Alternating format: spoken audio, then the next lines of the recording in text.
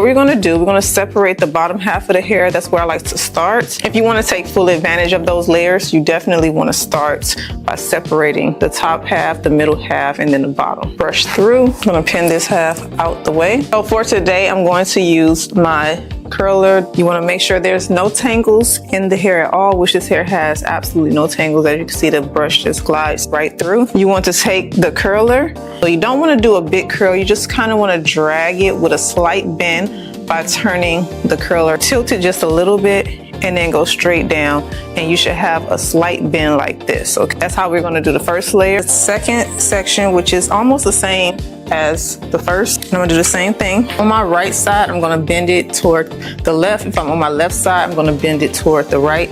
So at that angle, just take it straight down. That way I can hit all the shorter layers too. Swoop it all around. All right, I'm gonna repeat the same steps on the other side. So this is what it looks like. As you can see, the layers are really pretty. It looks absolutely gorgeous. I love the way this turned out. So I will have this wig linked below in the description box. Thank you guys so much for